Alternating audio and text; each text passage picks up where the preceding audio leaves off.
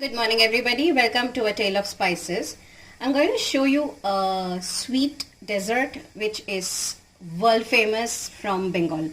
And since I am from Bengal, this is one of my favorites. It's quite a healthy one too. This is called Rasagulla. Yes, and the minute you hear the name Rasagulla, your mouth starts watering. Okay, for this it's actually kind of a little longer process, though you don't need many items. It's just a longer process. So for this I've taken 1 liter of milk, which I'm just going to boil, and once it comes to boil I'm going to add some vinegar so that it curdles. So the milk is about to boil. Once it starts to come up to that brim, I'm going to switch it off.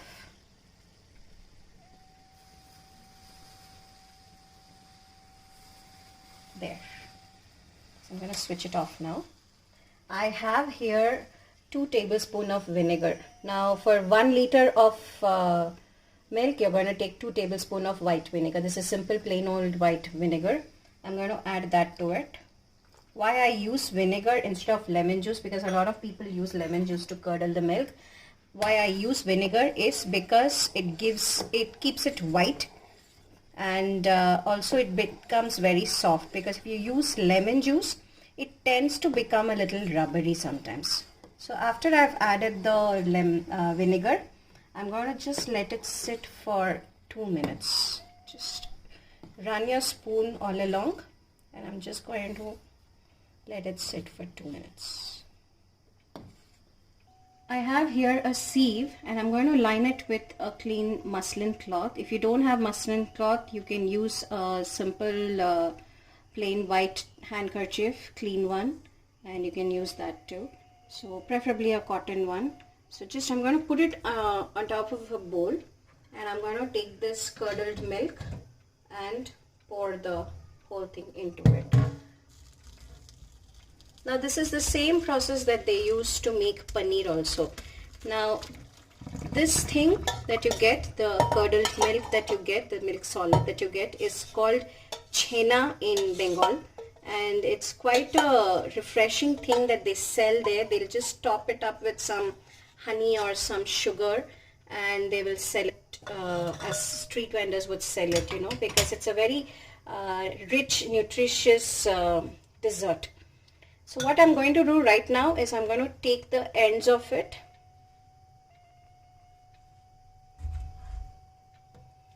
Careful, it's hot. I'm going to take the ends of it. I'm just going to tie it up and let it hang for about 2 hours. So you know all the water would drip off. So what I've done is I've taken that and I've hung it from my cupboard handle. And the water is dripping into the bowl down. And don't throw this water, it's a very nutritious water, so you can actually use this to make your chapati dough, or like, you know, a bread dough, or even to cook some vegetables actually. So it's actually quite a rich water, so don't throw it out.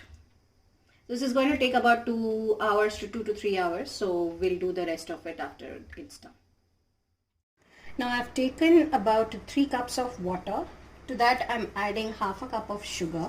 Now Rasagulla is not a very sweet thing, you know, because it's just that paneer thing that it has to, those balls have to soak in the sugar syrup, and you know, that much only the sweet is. I'm going to just crush 2 cardamoms and put it in that, and we're going to let it come to a rolling boil. Meanwhile, I have this thing ready. This is done, so I'm going to take it out now. So you see it's formed this nice ball. Now take that onto a wooden board, preferably a wooden board, if not on your countertop. So what you have to do is first use your fingers to crumble them nicely. You're not adding anything to this, we are just going to knead the paneer to make it into a soft thing. So what I'm going to do right now, I'm just going to show you the method. I'm going to first gather the whole thing like this, and with your heel of your palm just press into it, press into it, So this is actually a kneading process which is very essential. This has to be done. The more you knead, the softer that whole milk thing solid is going to become, and the spongier your rasgulla will also be.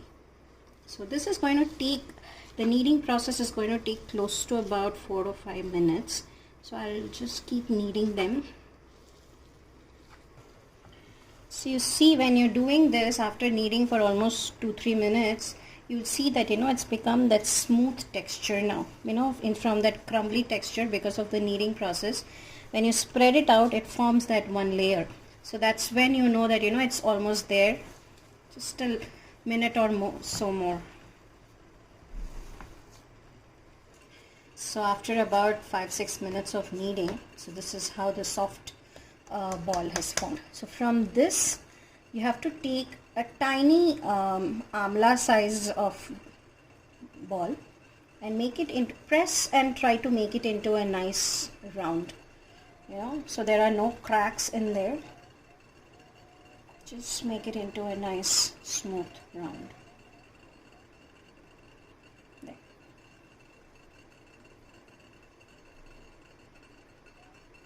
So like this, make with the rest of it.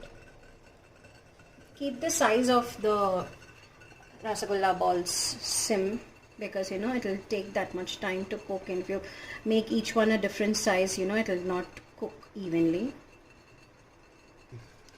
So with that 1 liter of milk, you get close to about 15 to 16 of those rasgulla balls. So what I have here now, the water has to come to this nice rolling boil. Okay, so you have to keep it on a medium to a high flame where it is constantly boiling, and then you drop these balls in gently, one by one. Take time to drop them, and don't put everything at one time. Just give at least 15-20 seconds in between putting each of these into it.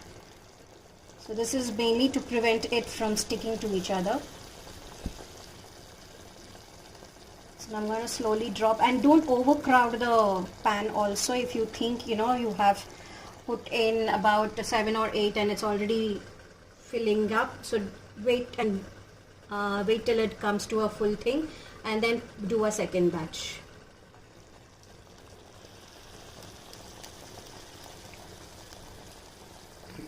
So I've put all of them in right now because my pan is actually quite a wider one too. So what you're going to see is it's got to cook in this water for about 10 minutes. It will slowly start to swell up. You can already see some of them have started to swell up. That is what happens when that rasgulla, that paneer balls, they start to absorb the sugar syrup into it. That's when it becomes that nice spongy gooey thing. So it's really yum. And it's a delicacy in Bengal where to have the rasgulla hot. So not many shops sell hot rasgullas because they tend to make it quite late in the night. So it's sits in that sugar syrup for at least 4 or 5 hours before it is ready to be served. But eating hot rasgullas is a real delicacy. And I had a pet when I was growing up, and my cousin used to take my pet out for a walk every night, and it used to come back with its lips smacking. So we used to wonder what happened. So he used to treat my pet with these hot rasgullas almost every night. So there. So we're going to let it boil for about 7 to 8 more minutes. I'm going to just close the lid and let it cook, because when it has that pressure, it tends to cook nicely.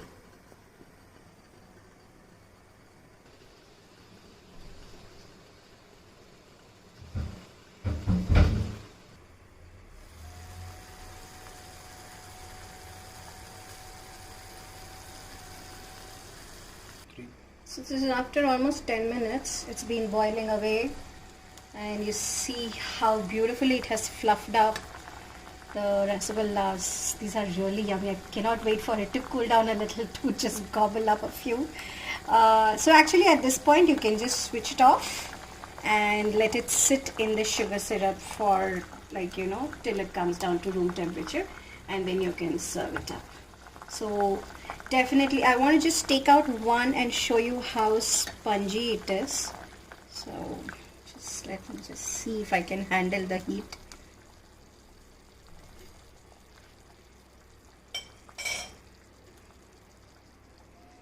So see, so when you just touch it, it's really spongy. Yes, it is. So I'm just going to put it back in, so it sits in that sugar syrup for another hour or so till it comes down to room temperature, and then it'll be perfect for serving. So there, try it out. It's a long process, yes, but definitely worth it, and hope you like it too. Don't forget to like, share and subscribe to my channel. Thank you very much for watching.